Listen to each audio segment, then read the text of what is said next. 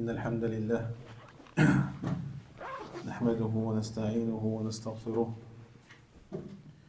ونعوذ بالله من شرور أنفسنا ومن سيئات أعمالنا من يهده الله فلا مضل له ومن يضلل فلا هادي له وأشهد أن لا إله إلا الله وحده لا شريك له وأشهد أن محمدا عبده ورسوله صلى الله عليه وعلى آله وأصحابه وسلم. يا أيها الذين آمنوا اتقوا الله حق تقاته ولا تموتن إلا وأنتم مسلمون. يا أيها الناس اتقوا ربكم الذي خلقكم من نفس واحدة وخلق منها زوجها وبث منهما رجالا كثيرا ونساء واتقوا الله الذي تساءلون به والأرحام إن الله كان عليكم رقيبا. يا أيها الذين آمنوا اتقوا الله وقولوا قولا سديدا يصلح لكم أعمالكم ويغفر لكم ذنوبكم ومن يطع الله ورسوله فقد فاز فوزا عظيما. أما بعد فإن أصدق الحديث كتاب الله وخير الهدي هدي محمد صلى الله عليه وسلم وشر الأمور محدثاتها وكل محدثة بدعة وكل بدعة ضلالة وكل ضلالة في النار. حمد الله وإياكم منها. أحبتي الكرام، فما زلنا ندرس كتاب تذكير الأنام بفوائد عمدة الأحكام لشيخنا الفاضل صالح الحيدان رحمه الله تعالى، وما زلنا في باب المسح على الخفين في كتاب الطهارة لهذا الكتاب المبارك. نعم، وما زلنا في حديث حذيفة بن اليمان رضي الله عنه. بسم الله الرحمن الرحيم. الحمد لله رب العالمين. عن حذيفة بن اليمان رضي الله عنه قال: كنت مع النبي صلى الله عليه وسلم فبال وتوضأ ومسح على خفيه مختصرا. نعم، طيب. Donc on poursuit Inch'Allah Ta'ala notre étude du livre Umdat al-Ahkam du noble Cheikh Salih al-Haydan rahmatullahi alayh. Et nous sommes toujours dans le sous-chapitre concernant l'essuyage sur les khouf, yani les chaussons ou les souliers ou les chaussettes ou autres qui se portent aux pieds, walhamdulillah. Et nous sommes toujours dans l'explication du hadith de Hudhayfa ibn al-Yaman radiyallahu anhu qui a dit: Kuntu ma'a an-nabiy sallallahu alayhi wa sallam. ما معنى هذا؟ وليد ترجم بالفرنسية. كنت مع النبي. كنت Nous étions. لا. nous كنا nous. vous كنتم. كنت حاج جيتي أنا. طبعا الحاج خير منك في الترجمة. تمام. تكلم بالفرنسية. خير منه. الله يبارك ما شاء الله. j'étais كنت c'est j'étais. nous c'est كنا. vous كنتم. tu c'est quoi tu étais. كنت. نعم. le كنت c'est la base. هذا même في je sais que في الدارجة c'est هذا موجود في الدارجة. هذا موجود. هذا كنا كنت كنتي. Parce que je sais que des fois il y a des dialectes qui mélangent un peu tout يعني. أنت أنتم أنتما أنتنا هكذا. موجود. الحمد لله. Donc j'étais avec le prophète عليه الصلاة والسلام. فبال. Et il a uriné, il urina, نعم. وتوضأ. قال وتوضأ. Ça ne fait pas. Non, ça fait penser au mot wudu. توضأ. Donc c'est le verbe. Il fit ses ablutions. Il fit son wudu. Déjà aussi pareil. توضأ. الحمد لله. جبريل ومسح على خفيه. Et il essuya, masaha, il essuya sur ces deux khouf. Sur ces deux khouf. Khoufayhi. Il faut arriver à distinguer entre les asma, les noms, et les afa'al, les verbes. Et aussi les huruf, les conjonctions de coordination. Parce qu'il n'y a que 3 catégories de mots dans la langue arabe. Il n'y en a que 3. Soit c'est un nom, soit c'est un verbe, soit c'est une conjonction de coordination. On a du harf. Imma yakuna isman, imma fi'lan, imma harfan. Donc si tu arrives déjà à distinguer entre le nom du verbe, ça va beaucoup t'aider à comprendre. Comme là, wa masaha, tu sais que c'est un verbe, wa masaha. Donc tu vas chercher qu'est-ce qu'il veut dire ce verbe. Quelle action il a faite le prophète? C'est quoi cette action-là? Parce qu'un verbe, c'est un verbe. Ça indique une action dans un temps précis. Soit c'est du passé, soit du présent ou dans le futur. Donc la masaha, c'est quel temps ici? Masaha, c'est le passé, le mardi. Et il a essuyé, ou il essuya, ala khuffayhi, sur ces deux khouf. Mukhtasaran, c'est-à-dire que le hadith ici, il est mentionné de manière résumée. Il a résumé le hadith de Hudhayfa ibn al-Yaman, radiyallahu anhu. طيب. فكان الإمام مالك رحمه الله يرى أن الواحد إذا لبس الخفين على طهارة فإنه يمسح ما بقي، أي ما دام أن هذا الخف يعني في أو فوق الرجلين فله أن يمسح حتى ولو تجاوز 3 أيام للمسافر. هذا عند المالكية. عند المالكية لك أن تمسح على خفيك حتى يعني أكثر من أسبوع. أكثر من أسبوع. طيب، شراطة أن لا تنزعهما. أن لا تنزعهما.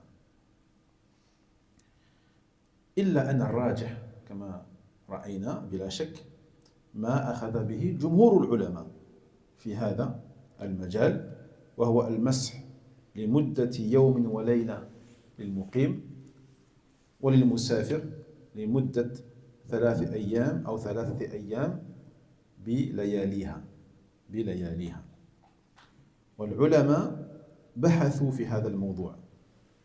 هل اليوم والليلة يبدأ من تاريخ انتقاض الطهارة التي لبس الخفان أو لبس الخفان عند كمالها، أو أن مدة المس تبدأ من حين بدء المسح؟ وهذا ذكرنا هذه المسألة ذكرناها. Donc l'imam Malik, rahmatullah alayh, il était d'avis que tu as le droit, lorsque tu mets donc, tes 2 chaussettes, tes 2 souliers, tu as le droit de faire l'essuyage dessus tant que tu les as aux pieds. C'est-à-dire sans limite de temps. Sans limite de temps. Ça veut dire que chez les Malikites, si tu gardes tes chaussettes pendant 1 semaine, eh bien tu peux faire le mess pendant 1 semaine.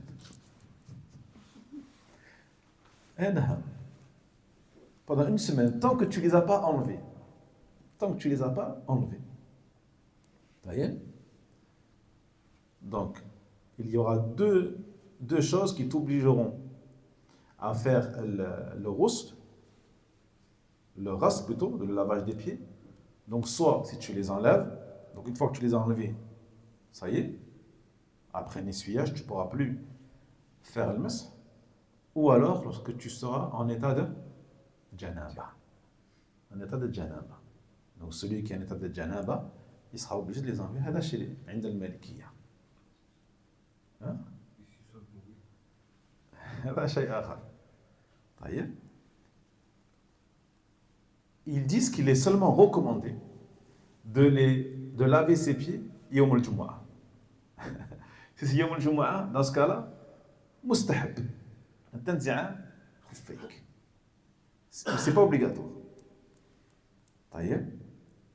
Et si c'est pas يوم الجمعة, ils disent 1 fois par semaine. Et si tu as atteint le 7e jour, Tu n'es pas obligé, mais c'est mieux que tu enlèves tes chaussettes pour laver. Mais l'avis le plus correct, on l'a vu, Inch'Allah Ta'ala, c'est qu'il y a une limitation dans le temps. Taïeb, on avait dit, pour le résident, combien, Yazid? C'est quoi le temps maximum pour essuyer Les pieds, les chaussettes? Combien de temps tu peux garder tes chaussettes? 7 jours, une semaine. Ah, c'est chez les Malikites. Ouais. Mais hein, c'est pas l'avis le plus fort. L'avis le plus fort, on l'a cité la semaine dernière. C'est quoi l'avis le plus fort? Un mois, non? Shahar. Ah, encore pire. Je sais pas, je m'en rappelle plus. Encore pire. Un mois. Ah, Saïd. Combien? La journée, une nuit. C'est ça, 24 heures. On a dit la semaine dernière. 24 heures. Ça y est? Donc, une fois que tu as mis tes chaussettes, tu as le droit de faire l'essuyage pendant 24 heures. Ça y est? Ça, c'est l'avis de Jumhur al-Ulama, c'est-à-dire la majorité, la grande majorité des savants. Et pour le voyageur, c'est combien, Ilyes? 3 jours. Donc 24 fois 3. C'est bon?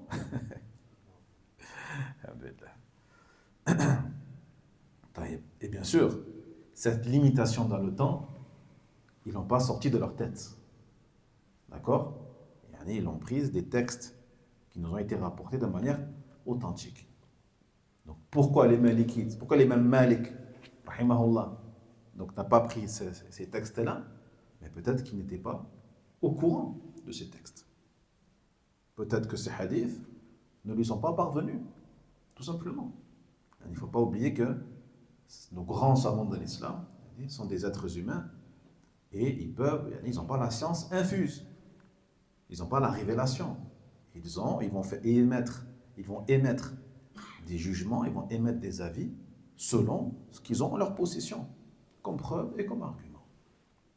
Donc, parmi les textes qui prouvent que l'essuyage peut être fait selon une durée limitée, c'est un hadith lorsque certains compagnons sont allés voir Aïcha radiyallahu anha pour lui demander justement des renseignements par rapport à l'essuyage, au mess. Et elle leur répondit d'aller voir Ali ibn Abi Talib. Ali ibn Abi Talib, car il a fait beaucoup de voyages avec le prophète sallallahu alayhi wa sallam. Et donc, ils partirent voir Ali ibn Abi Talib, qui leur a dit Ja'ala Rasulullah sallallahu alayhi wa sallam, ay al-mas, Ja'ala Rasulullah sallallahu alayhi wa sallam, يوما وليلة للمقيم وثلاثة أيام مع لياليها للمسافر. Donc le hadith, il est clair. Ils sont partis voir Ali ibn Abi Talib et ils lui ont demandé renseigne-nous sur l'essuyage que faisait le prophète sallallahu alayhi wa sallam. Et là il leur a répondu le messager d'Allah sallallahu alayhi wa sallam a fait de l'essuyage 1 jour et 1 nuit pour le résident et 3 jours avec ses nuits pour le voyageur. Et 3 jours avec ses nuits pour le voyageur. Donc ça, Ali ne peut pas l'inventer. Quand il dit Ja'ala Rasulullah sallallahu alayhi wa sallam, c'est que cela est une sunna. C'est la sunna. C'est une sunna comment? Quel type de sunna c'est? Ici, Nourdin. لا تقريرية non لا il y a 4 types de sunna. Il y en a 4. C'est quoi la première? Les paroles. Qawliya, la deuxième. Les actes. Amaliya, la troisième. Taqririya. Taqririya, et la quatrième? On l'a dit. Khalq wa ikhlaq. Sifa. Wasfiya. Wasfiya. Khilqiya wa khuluqiya. Donc cela c'est que la sunna, cela. Quand il dit le prophète Mohammed sallallahu alayhi wa sallam essuyer ses khouf, fi'liya, amaliya. C'est une sunna d'action, ça. C'est la sunna d'action. Pas taqririya. Parce que taqririya, c'est une chose qu'il n'a pas faite et qu'il a approuvée. Non, il a fait le prophète sallallahu alayhi wa sallam l'essuyage. Vous voyez?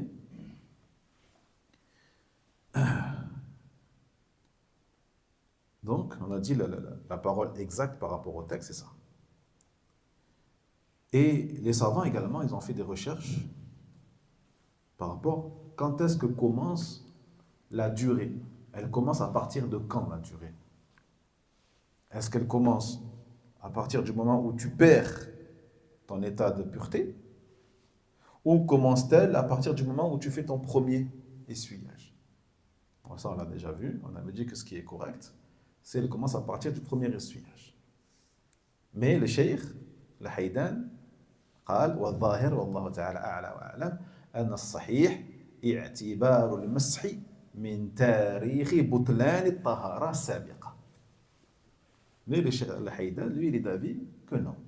Il est d'avis que tu commences à mesurer ou compter le délai d'essuyage à partir de la perte de pureté. Dès que tu perds ton état de pureté, là tu commences à compter soit les 24 heures, soit les 72 heures. C'est bon, là. Mais al-rajih, c'est que c'est à partir de al-mas al-awwal, du premier mas. Parce qu'il y a d'autres textes. Et il y a un texte, alhamdulillah, dans lequel Ibn Omar ainsi que Saad ont interrogé Omar, radiyallahu anhum ajma'in, عن المس. وقال عمر يمسح عليهما إلى ساعته. يمسح عليهما إلى ساعته مثله. إلى ساعته مثله من يومه وليله. Ils ont interrogé donc Omar sur la durée justement. Il leur a dit quoi? On essuie dessus min sa'atihi mithl sa'atihi. C'est-à-dire, et tu commences à compter à partir du moment où tu as fait le premier essuyage. Mithl sa'ati. Ay sa'at al-mas al-awwal. À partir du premier temps, du premier essuyage. طيب وهذا القول قول عمر. C'est la parole de Omar. Donc du moment où on a la parole d'un compagnon, et alhamdulillah, on est apaisé et on prend l'avis qui est argumenté. Alhamdulillah.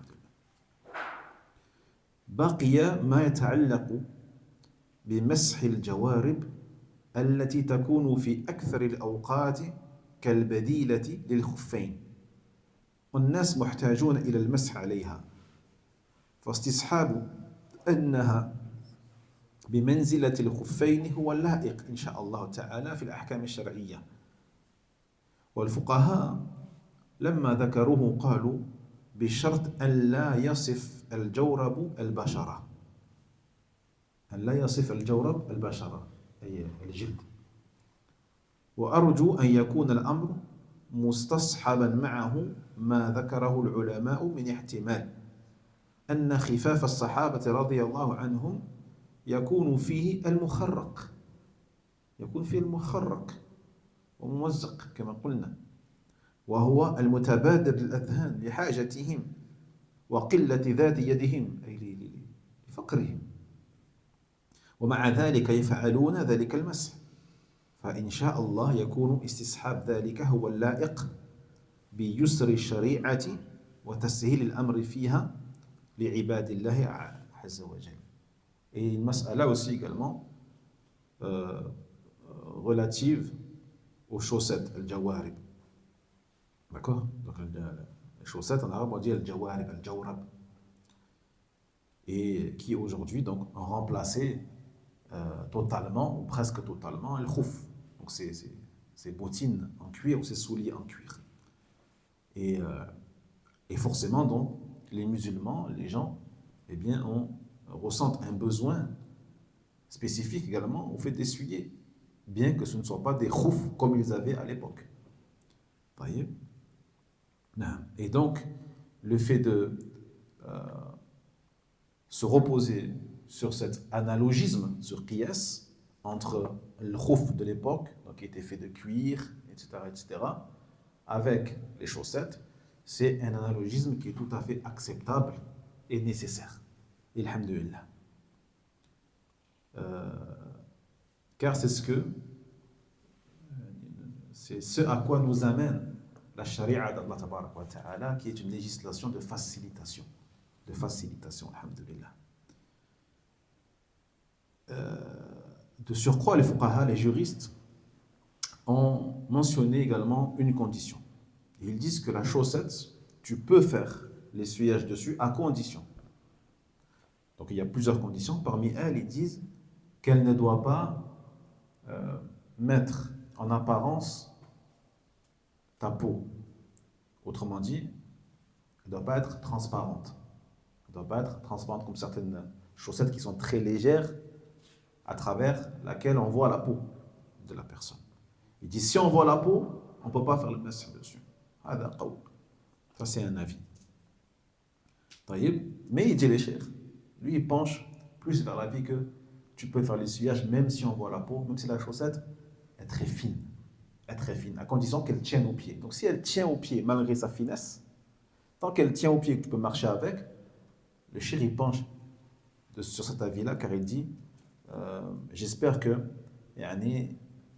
les gens de science prennent en compte que les khoufs des sahaba à l'époque n'étaient pas, on a dit, dans un état parfait. Donc beaucoup parmi eux avaient des khoufs, des souliers, des bottes qui étaient troués, qui étaient déchirés. Et on connaît comment étaient certains parmi les sahaba qui étaient pauvres et parmi les nécessiteux. Donc forcément, ils avaient des habits qui étaient rapiécés, abîmés, troués, déchirés. Et malgré ça, ils n'ont jamais, ne sont pas retenus de faire l'essuyage sur ces khouf, alhamdulillah. Et donc par rapport à cela, par rapport au fait qu'on a dit la charia d'Allah tabaraka wa ta'ala est facilité et facilitation par rapport aux croyants, par rapport aux serviteurs d'Allah tabaraka wa ta'ala, on penchera plus sur le fait qu'il n'y a aucun problème à essuyer sur les chaussettes, même si elles sont très fines. Même si elles sont très fines, alhamdulillah. Et entre parenthèses, pour revenir à la parole de l'imam Malik, rahmatullah alayh, qui dit qu'on peut faire l'essuyage et garder les chaussettes pendant un temps indéterminé en fait. Pendant un temps indéterminé, tant que tu n'enlèves pas tes chaussettes et tant que tu ne tombes pas dans un état de janaba, tu peux garder tes chaussettes. Et on voit ici que beaucoup, parmi les musulmans aujourd'hui, qui se disent malikites, malgré leur affiliation à la doctrine de l'imam Malik, rahimahullah ta'ala, ils ne veulent pas faire le mess. Ils ne veulent pas faire le mess. Et ils voient le mess comme quelque chose de bizarre ou d'étrange. Même des fois en hiver, tu vois des gens qui ne veulent pas faire le mess. En hiver, tu vois des anciens, tu lui dis fais le mess, non, j'enlève mes chaussettes, j'enlève tout, il lave ses pieds. Et il te dit je suis un Maliki. Et là, tu dois lui dire, l'imam Malik, il te dit tu peux garder tes chaussettes pendant une semaine, voire plus. Une semaine, voire plus. C'est le plus, on va dire, celui qui a laissé le plus de durée parmi les 4 doctrines. Et on voit l'ignorance des gens qui s'affilient facilement à un madhab, à un maliki, à un hanbali, à un shafi'i. Mais quand tu creuses, en vérité, il ne connaît rien dans son madhab. Il ne connaît pas son madhab. Il ne connaît pas le madhab. C'est juste une étiquette. Moi, je suis algérien, marocain, tunisien, donc je suis maliki. Moi, je suis comorien, donc je suis shafi'i.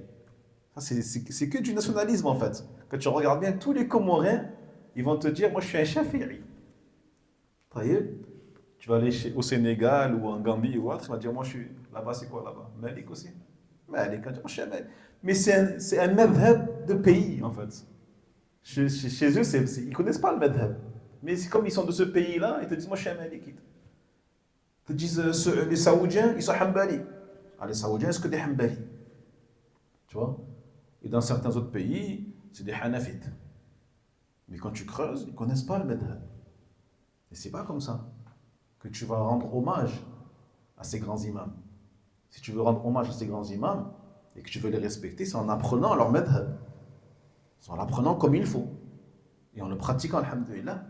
Et surtout, en n'étant jamais fanatique à tel ou tel madhab. Il n'y a pas de fanatisme à tel ou tel madhab. Aucun madhab n'est parfait à 100%. Parce que le madhab, il vient de qui? Il vient d'êtres humains. Il vient des humains comme Malik, comme Shafi'i, comme Ahmed, comme Abu Hanifa, qui sont des montagnes de science, mais qui restent des humains. Donc tu n'as pas le droit de faire preuve de ta'assub, li madhab, min al-madhab. Aucun fanatisme. Ça veut dire quoi, aucun fanatisme? Est-ce que ça veut dire que tu n'as pas le droit d'étudier un madhab? Ajibou. لا. Tu as le droit ou pas d'étudier un madhab? Bien sûr, tu as le droit. Tu as le droit d'étudier un madhab, alhamdoulilah. Si tu vas en Égypte, tu vas étudier un madhab particulier. Si tu vas à Médine, ils vont étudier le madhab al-Hanbali. C'est normal. Si tu vas en Algérie, ils vont étudier le madhab maliki. C'est comme ça. Taïeb. Mais ne pas être fanatique, ça veut dire quoi? Ça veut dire que lorsque tu reçois la preuve, tu reçois, comme on a vu ici par rapport à l'imam Malik, il te dit tu peux garder les chaussettes pendant un temps indéterminé. Et si on te ramène une preuve que le compagnon Omar, radiyallahu anhu, il a dit que le temps commence à partir de tel ou tel moment, ou que le prophète Mohammed sallallahu alayhi wa sallam a établi une durée déterminée, comme dans le hadith d'Ali ibn Abi Talib. Qu'est-ce que tu vas faire? Est-ce que tu vas prendre la parole d'Ali et tu délaisses celle de Malik, ou tu prends celle de Malik et tu délaisses celle d'Ali? Tu prends celle d'Ali. Prends celle d'Ali, tu prends celle de la personne qui a vécu avec le prophète sallallahu alayhi wa sallam et qui a dit Ja'ala Rasulullah. Et il a dit le messager d'Allah, il a fait ceci et cela. Alors que Malik, bien qu'il était dans des générations bien sûr meilleures que les nôtres, mais il n'a pas vu le prophète Mohammed sallallahu alayhi wa sallam, donc il n'a pas cette connaissance que pouvait avoir Ali ibn Abi Talib radiyallahu anhu. C'est ça que contre quoi nous mettons en garde, contre le fanatisme envers un madhab. Mais si tu veux apprendre un madhab en particulier, la baisse. Au contraire, cela facilite. Alhamdulillah. Jaïd. Le massah, c'est une sunna. Bismillah. C'est-à-dire, dans le sens que c'est obligatoire, tu veux dire que c'est pas obligatoire? Non, c'est une sunna. En fait, une sunna, c'est ce que le prophète a fait. Ouais. Donc, le massah, c'est une sunna. Oui, il a Si fait. par exemple, voilà, j'ai les chaussettes, j'ai fait le dos, etc., j'ai fait le premier message dessus, je ne suis pas obligé, ou alors même c'est recommandé que je garde les chaussettes quand je fais le prochain au dos. Voilà. Oui, c'est recommandé. Tu as tout à fait raison, c'est recommandé.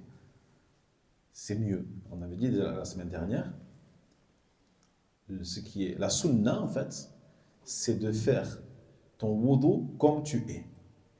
Tu fais ton wudu comme tu es. Si lorsque tu vas faire le wudu, tu es pieds nus, tu laves tes pieds. On avait dit, hein? Par exemple, celui qui n'a pas encore perdu le wudu, mais il sait qu'il va aller aux toilettes, et il est pieds nus. C'est quoi qui est mieux pour lui? Est-ce que c'est d'aller aux toilettes pieds nus et après de laver ses pieds? Ou est-ce qu'il anticipe? Il anticipe et il met des chaussettes, après il va aux toilettes pour faire le masah après. C'est quoi le mieux? Hein? Il reste comme il est. Il est pieds nus, il reste comme il est. Il va aux toilettes, puis il lave ses pieds. Et à l'inverse, s'il a des chaussettes et qu'il sait qu'il va perdre le dos, qu'est-ce qu'il fait? C'est quoi le mieux? Est-ce qu'il enlève ses chaussettes pour laver ses pieds ou est-ce qu'il garde ses chaussettes pour faire les masah? C'est qu'il les garde. Taïeb, comme dit une marque, viens comme tu es. C'est la marque, venez comme vous êtes. Fais le wudu comme vous êtes. C'est ça la sunna. Taïeb, il n'y a pas de... Tu ne te forces pas à faire quelque chose sur laquelle tu n'es pas. Alhamdulillah. Tu es pieds nus, fais pieds nus. Tu as les chaussettes, les enlève pas, garde-les. C'est ça, ce qui est... Mais tu as raison, c'est recommandé. Et j'ai entendu dire qu'il fallait essuyer les deux pieds en même temps. C'est mieux. C'est mieux. Mais si tu fais d'abord le droit et puis le gauche, une fois que tu as enfilé tes deux chaussettes, il y a Qu'est-ce pas qui de... est recommandé? Droite, gauche ou les deux en même temps? Les deux en même temps, c'est mieux. طيب. C'est bon, إخوان? بعض العلماء كالطحاوي الإمام الطحاوي يذكرون أن مسح الخفين من عقيدة أهل السنة والجماعة. المسح على الخفين من عقيدة أهل السنة والجماعة. وذلك لأن الشيعة الاثني عشرية الرافضة يخالفون أهل السنة في هذا المقام، فهم وإن كانوا ليسوا أهلا لأن يدخلوا في الخلاف، لكن كون المسلم المتمسك بهدي المصطفى عليه الصلاة والسلام يرغب في أن يظهر ولو في بعض الأوقات بمخالفة أولئك. شوف النية أن تعمل بالسنة وكذلك أن تخالف هؤلاء، وقلنا إن الروافض يعني خالفوا رسول الله صلى الله عليه وسلم في المسح، وكذلك بعض الخوارج. فينبغي لنا إخوة في أهل السنة والجماعة أن نخالف هؤلاء، ونخالف هؤلاء بماذا؟ بالمسح الخفين. سبحان الله. جيد. فإنك يدخل في هذا العموم معنا خالف هدينا هدي المشركين. هذا قول النبي صلى الله عليه وسلم، خالف هدينا هدي المشركين، لا نفعل كما فعلوهم. وعلينا بأن نتميز منهم حتى في أفعالنا ولباسنا وأقوالنا وأخلاقنا، في كل شيء نخالفهم، في كل شيء نخالف المشركين. Certains savants tels que l'imam al-Tahawi rahimahullah ta'ala, un des imams du 3e siècle de l'Égypte et qui est mort au Caire, Qahira, ont mentionné le fait que l'essuyage sur les chaussettes, les chaussures ou autres fait partie de al-aqida, la croyance, al-aqida. Donc c'est pas seulement un sujet de fiqh, un sujet de jurisprudence comme nous pourrions le croire. C'est pas uniquement un sujet de jurisprudence, mais ça rentre également dans les sujets de croyance, al-aqida, car c'est une des croyances des gens de la sunna et du consensus. Pourquoi? On a dit déjà que certains parmi les hérétiques et les innovateurs ont rejeté cette sunna. Parmi eux, certains parmi les khawarij rejettent la sunna de l'Massa. Et parmi eux également, il y a une secte encore plus grave en vérité que les khawarij, qui sont al-Rafida. Al-Rafida, al-Shi'a, al-Ithni Ashariya. Ceux qui croient aux 12 imams. Aux 12 imams et qui croient que leur 12e imam est caché dans une grotte et qu'il va sortir. Et qu'ils attendent comme le Messie. Il faut savoir que les Shia, il y a plein de branches différentes. Il y a plein de branches différentes. Il y en a certains dont l'égarement consiste à dire que Ali méritait plus le califat que Abu Bakr et Omar. On va dire eux c'est les moins pires. Mais parmi les pires, il y en a ceux qui établissent leur croyance sur du shirk akbar, sur de l'association majeure, tel que le fait de demander de l'aide à Ali, alors qu'il est mort, après sa mort, je te parle. Demander de l'aide à Fatima, Al-Hassan ou Al-Hussein. Tu le vois, ils disent, Ya Hussein, Ya Ali, Ya Fatima. C'est shirk billah ta'ala. Ceux qui refusent d'innocenter notre mère, Aïcha, radiyallahu anha, alors qu'Allah l'a innocenté dans le Coran al-Karim. Ceux-là s'innocentent de ce qu'ils disent sur Aïcha par rapport aux accusations forgées contre elle. Et quand c'est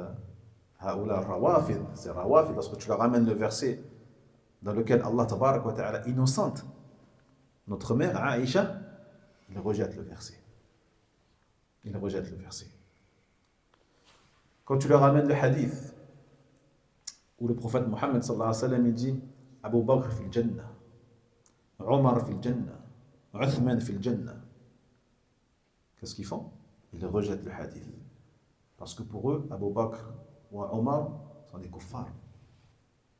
Des kuffars. Vous voyez? Donc ceux qui disent qu'Abu Bakr et Omar sont des kuffars, ceux qui disent que notre mère, radiyallahu anha, a commis l'acte de zina et qui refusent de croire en l'innocentation d'Allah tabaraka wa ta'ala pour elle, هؤلاء كفار. هؤلاء كفار. طيب. Donc, cette mas'ala de l'essuyage, nous permet, nous, de nous différencier de eux. C'est pour ça que nous faisons rentrer cette mas'ala, cette question, dans les questions de croyance également. Dans les questions de croyance. Jaïd. Donc non seulement on doit faire le mas'h déjà pour nous attacher, nous cramponner à la sunna du prophète, alayhi salatu wassalam, afin de la mettre en valeur, afin de la manifester, de ne pas la garder cachée et privée, non. La sunna doit être publique. La sunna du prophète Mohammed sallallahu alayhi wa sallam, nous devons la rendre publique aux yeux des gens. Les gens doivent savoir ce qu'est la sunna. Comment le prophète Mohammed sallallahu alayhi wa sallam se comportait, comment il parlait, comment il faisait, comment il marchait, comment il s'habillait, comment il se peignait, etc., etc. Et également comment il faisait son ablution. Jaïd. Mais aussi, on le fait pour nous différencier de ces groupes hérétiques, de ces khawarij, de ces shi'a al-rawafid. Jaïd. Et pour ne pas leur ressembler. Car sachez qu'il incombe aux musulmans de se différencier des polythéistes et des associateurs. Et de ne pas leur ressembler. Man tashabbaha biqawmin fahuwa minhum. Man tashabbaha biqawmin fahuwa minhum.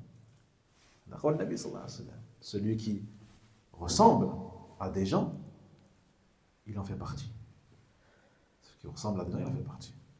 Donc on doit se différencier de ces rawafid, notamment, et d'autres, en toutes choses. Dans la façon de parler, dans la façon de nous habiller, dans la façon de nous comporter.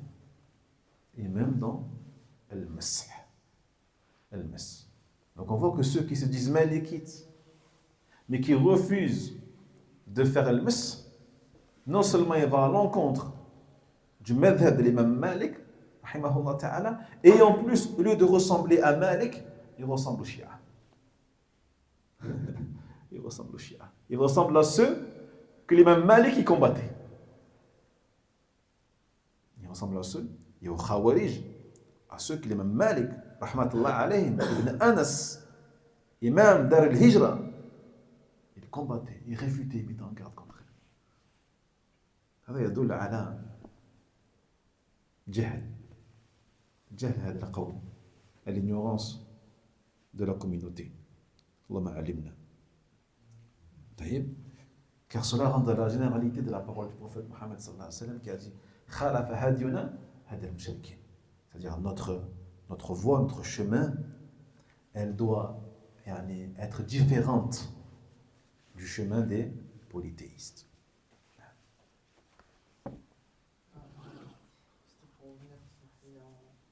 De ne pas leur ressembler, dans la tenue vestimentaire. Un jour, on a fait une nasiha concernant le qamis. Il avait dit que certains groupes s'habillaient tout en noir. Exactement. Et quand on a mis un qamis noir, une chachia noire, on avait dit que. Exactement. Fallait éviter. Sahih. Si tu sais que, par exemple, à une époque, les Khawarij, ils se rasaient la tête. Pendant une époque, Khawarij, ils se rasaient la tête. Ils avaient tous la tête rasée. Et ils portaient des qamis tout noirs, etc., etc.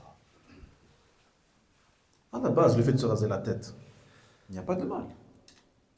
Il n'y a pas de mal. C'est pas haram de se raser la tête. Mais comme c'est devenu, le fait de se raser la tête, un emblème chez ce groupe de Khawarij, ben les ulama à l'époque, ont interdit aux gens de faire la même chose. Comme ils ont interdit aux gens de s'habiller comme eux. Donc si le fait de s'habiller en noir devient, c'est ça, un emblème ou une façon de se reconnaître entre eux, eh bien toi tu mets des chemises blancs. Tu mets des chemises blancs. Et habille-toi comme les gens pieux de ton époque et du lieu où tu vis. Vous voyez? Par exemple, nous en France, on s'habille comme les gens bien. Les gens bien, quand ils viennent à la mosquée, ils mettent un qamis ou une djellaba, etc. etc. Vous voyez? Ils s'habillent comme les gens bien. Voilà. Et il essaye de ne pas sortir du lot en mettant quelque chose que les gens ne mettent pas. Car sinon, il va trop sortir du lot et il va rentrer dans ce qu'on appelle libas al-shuhra, le vêtement shuhra, c'est-à-dire qui fait tourner les regards vers toi. Comme celui qui va s'habiller comme un Saoudien en France. Non, tu es en France. Je t'habille comme les Maghrébins de France ou les musulmans de France. C'est vrai ou pas? Les musulmans de France ne s'habillent pas comme les Saoudiens. En Saoudie. Et pareil pour un Saoudien qui vient en France, tu verras que beaucoup parmi eux enlèvent leur routra. Ils ne restent pas comme ils sont habillés en Saoudie parce qu'ils savent qu'il faut qu'ils se fondent dans la masse. Ils se fondent dans la masse. Vous voyez? Mais se fondre dans la masse, ça ne veut pas dire non plus s'habiller comme les gens dévoyés, les gens égarés. Il ne faut pas confondre. Se fondre dans la masse, dans la bonne masse. La masse des gens bien. Pas la masse des gens dévoyés, fatigués. Vous voyez? هكذا. أي نعم.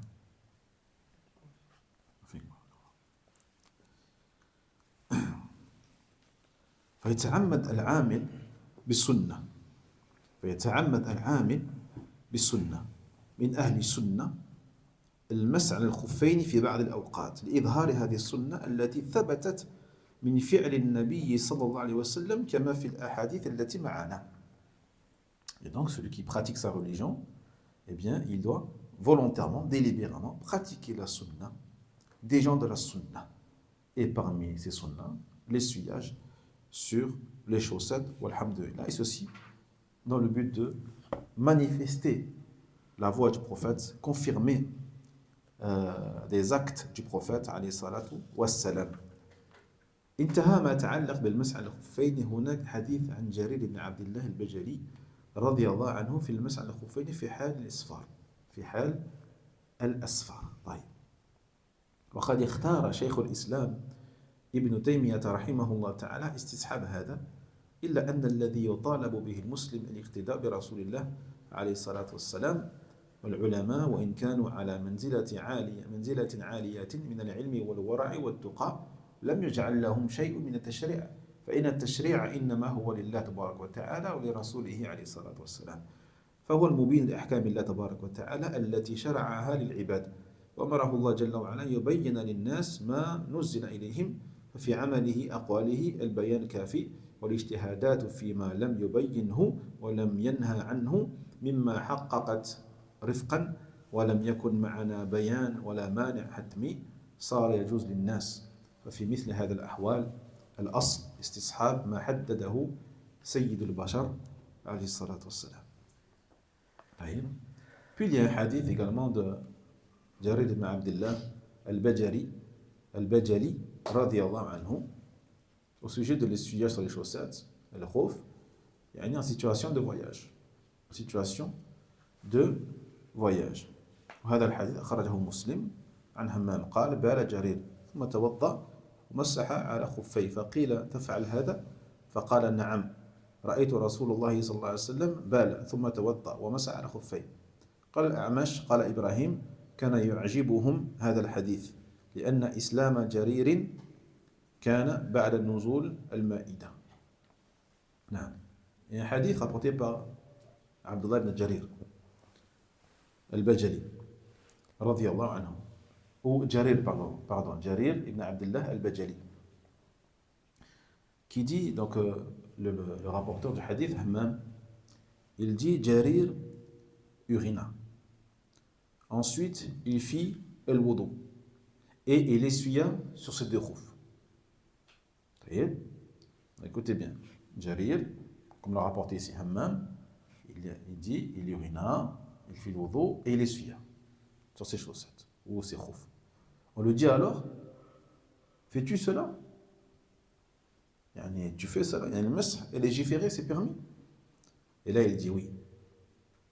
J'ai vu le messager d'Allah, alayhi salatu wassalam, uriner, faire le wudu et faire l'essuyage sur ses khoufs. Donc, en quoi ce hadith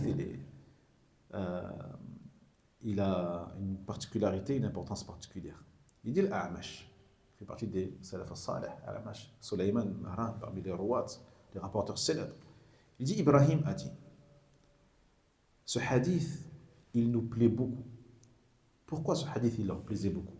Car il dit l'Anna Islam Jarir, car la conversion à l'islam de Jarir s'est faite après la descente de la sourate Al-Ma'ida.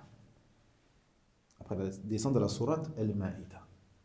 Et vous savez que l'une des lectures du verset de la sourate Al-Ma'ida, c'est quoi?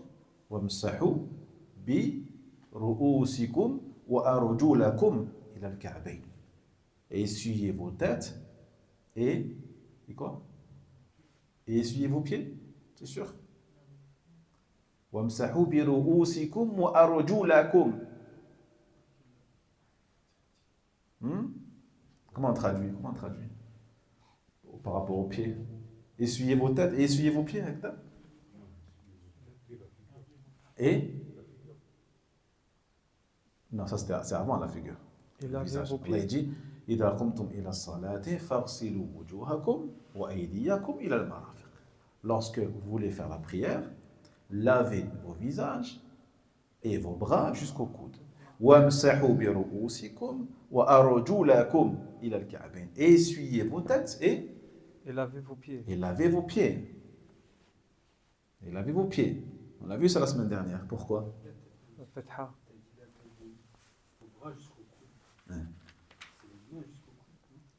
Oui, les mains avec les bras, avec les avant-bras, jusqu'au coude. Voyez? Donc la traduction, Bilal, c'est et essuyez vos têtes et lavez vos pieds. Pourquoi? Parce que la fatha, elle renvoie à la fatha, arjulakum, et ça renvoie à irsilu. Ça renvoie à irsilu, laver. Et irsilu wujuhakum wa aydiyakum wa arjulakum. C'est la grammaire qui nous montre ça. C'est la grammaire qui nous montre ça. Donc certains pourraient dire, donc Allah tabaraka wa ta'ala dans ce verset, il a abrogé l'essuyage. Parce qu'Allah il a dit, et lavez vos pieds. Il n'a pas dit essuyez vos pieds. Et là on leur dit le hadith de Jarir. Jarir a embrassé l'islam après la sourate Al-Ma'ida. Et malgré ça, il a fait l'essuyage. Et il a dit, le prophète, c'est comme ça qu'il a fait. Alayhi salatu wassalam. Vous voyez, c'est en cela que le hadith il a une particularité, une spécificité. Non. Il dit, Cheikh l'Islam, par rapport au voyage, qu'il n'y a pas de durée limitée. Donc, Cheikh l'Islam, il dit surtout lorsque tu as une difficulté, tu peux dépasser les 3 jours. Tu peux dépasser les 3 jours, 4 jours, 5 jours, 1 semaine. Tant que tu es en voyage et que c'est difficile pour toi d'enlever tes chaussettes.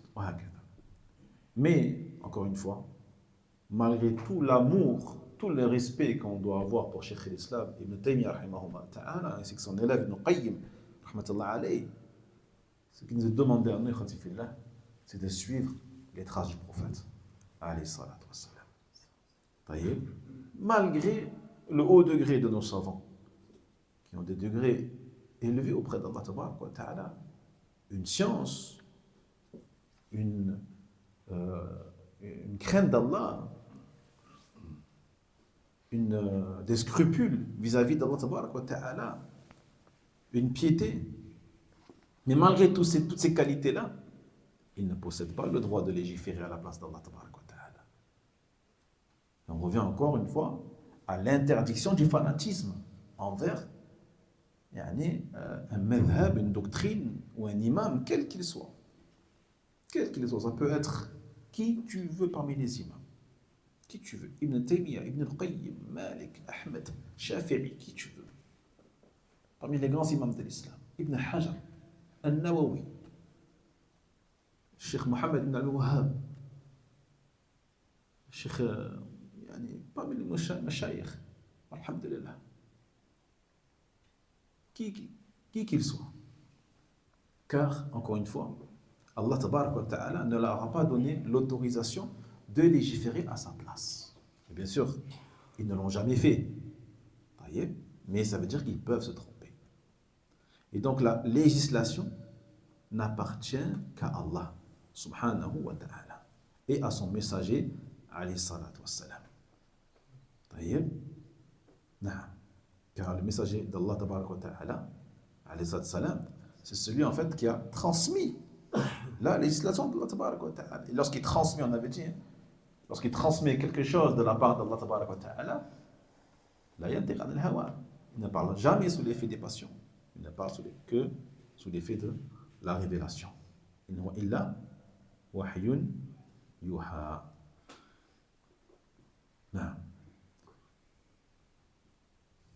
Et donc, dans les actes du prophète, sallallahu alayhi wa sallam, dans ses paroles, dans sa sunna, on a ce qui nous suffit. Walhamdulillah. Et concernant les ijtihadat, les efforts de réflexion qu'ont fait les ulama, alhamdulillah, certains sont à prendre et certains ne sont pas à prendre.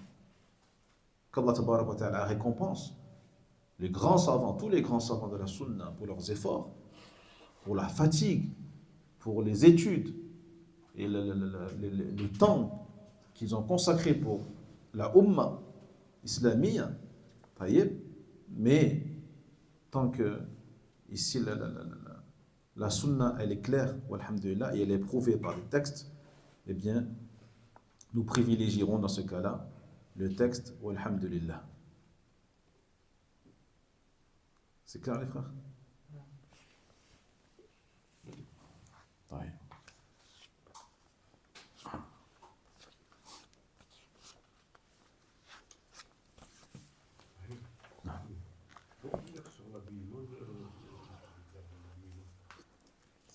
Y a-t-il un hadith qui dit que quand on prie avec un pantalon serré, etc., c'est comme si on priait tout nu?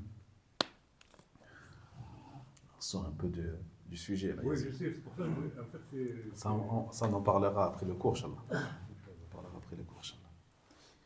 من فوائد هذا الحديث خد في الله جواز المس على الخفين في الوضوء بدلا عن غسل الرجلين وهو من كمال الدين الإسلامي ويسر شرائعه.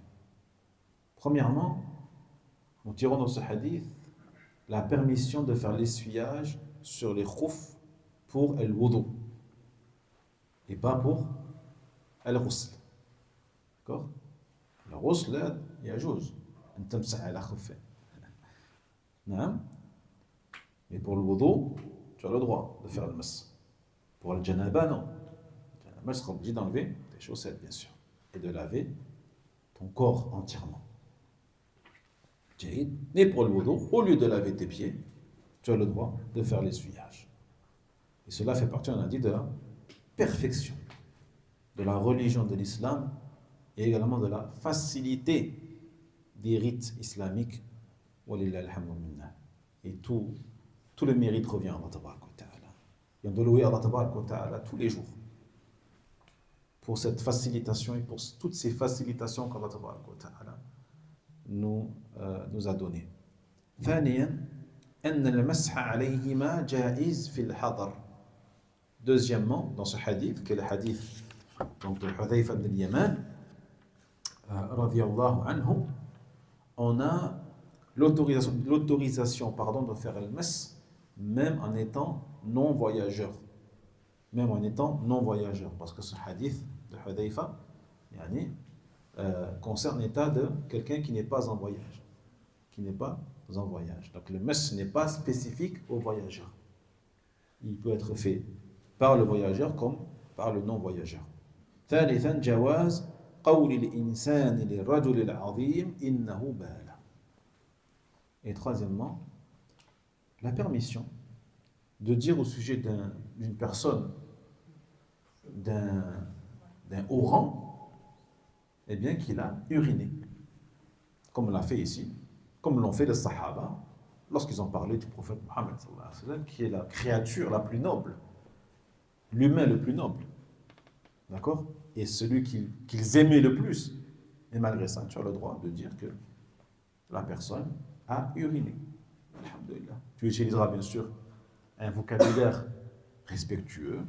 En arabe, il y a bala. La bas. Yani, Raïs Foulan bala. Le président, il a uriné. Al-Malik. Al-Malik bala. Le roi, il a uriné. La bas. Fait le roi de l'arabe, la bas. En français, nous dirons, il est parti faire ses besoins. Alhamdulillah. Il a fait bas. D'accord? Jahid. C'est bon, Ikhwat Fillah?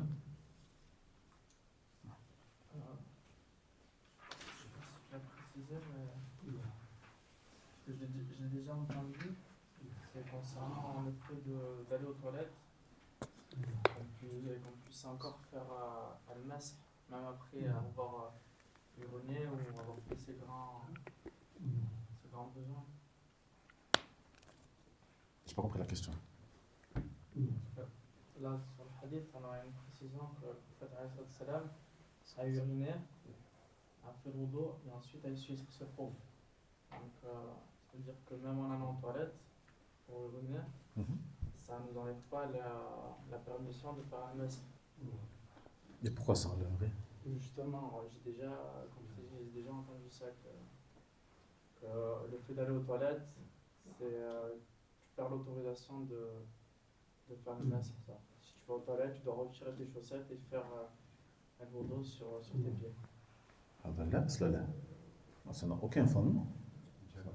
Ça n'a aucun fondement. Il n'y a que le janaba, comme tu dois enlever tes chaussettes. Le janaba, ou alors la durée limitée a été dépassée. Dans ce cas-là, oui.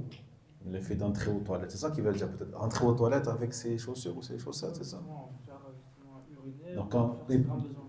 Donc pour eux, à quel moment tu peux le faire? Pour eux, je ne comprends pas en fait. Parce que tu le fais si seulement tu as eu un P. Que pour le gaz. Voilà, que pour le gaz. Si tu as perdu l'eau d'eau à cause d'un gaz, tu peux continuer à faire le masque. Mais du moment où tu as besoin. Cette différenciation, elle a besoin d'une preuve, elle a besoin de quelque chose.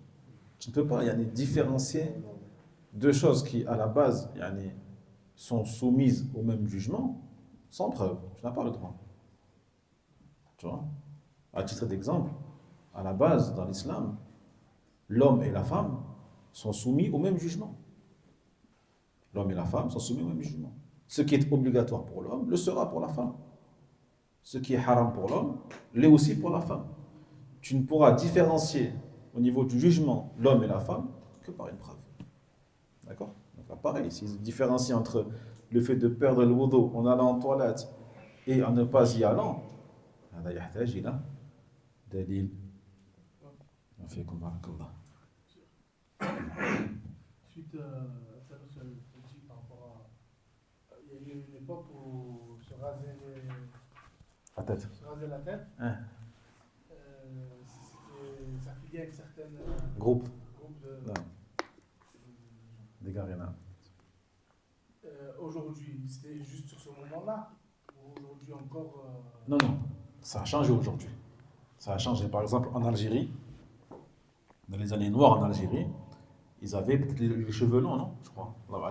C'est ça. Cheveux longs jusqu'aux épaules, grosse barbe, etc. Vous voyez?